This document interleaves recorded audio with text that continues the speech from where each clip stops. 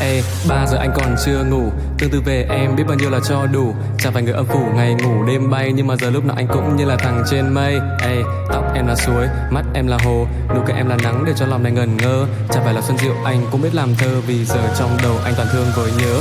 Đi cùng với em trên một đoạn đường dài, chỉ mong được một lần nắm tay dù là đi đến sáng mai. Chuyện anh nó đâu phải ngày một ngày hai, nếu như em gật đầu mình bên nhau đến mãi mãi. Cuộc đời anh đã từng là bản nhạc buồn, chỉ để em remix là anh sẽ lên luôn. Từ ngày gặp em anh lại thấy bay bổng, chẳng còn đến chật chội, chẳng còn giật khuôn.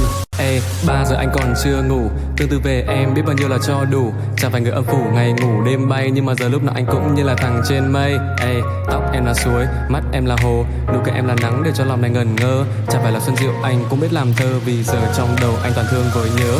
Đi cùng với em trên một đoạn đường dài, chỉ mong được một lần nắm tay dù là đi đến sáng mai. Chuyện anh nó đâu phải ngày một ngày hai, nếu như em gật đầu mình bên nhau đến mãi mãi. Cuộc đời anh đã từng là bản nhạc buồn, chỉ để em remix là anh sẽ lên luôn. Từ ngày gặp em anh lại thấy bay bổng, chẳng còn đến chật chội, chẳng còn giật khuôn.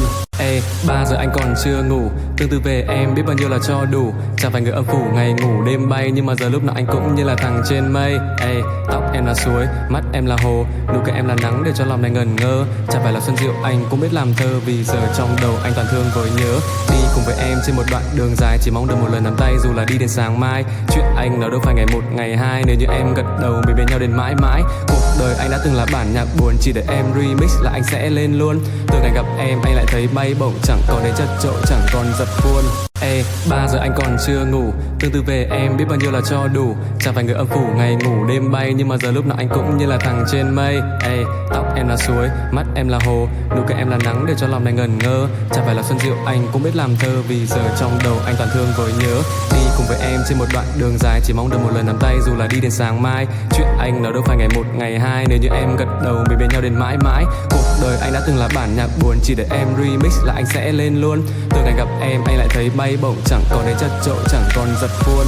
Ê, 3 giờ anh còn chưa ngủ. Tương tư về em biết bao nhiêu là cho đủ. Chả phải người âm phủ ngày ngủ đêm bay, nhưng mà giờ lúc nào anh cũng như là thằng trên mây. Ê, tóc em là suối, mắt em là hồ, nụ cười em là nắng để cho lòng này ngẩn ngơ. Chả phải là xuân diệu anh cũng biết làm thơ, vì giờ trong đầu anh toàn thương với nhớ. Đi cùng với em trên một đoạn đường dài, chỉ mong được một lần nắm tay dù là đi đến sáng mai. Chuyện anh nó đâu phải ngày một ngày hai, nếu như em gật đầu mình bên nhau đến mãi mãi. Cuộc đời anh đã từng là bản nhạc buồn, chỉ để em remix là anh sẽ lên luôn. Từ ngày gặp em anh lại thấy bay bổng, chẳng còn đến chật chội, chẳng còn giật khuôn.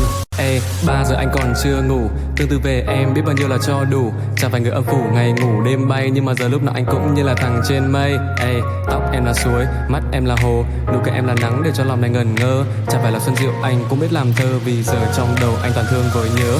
Đi cùng với em trên một đoạn đường dài, chỉ mong được một lần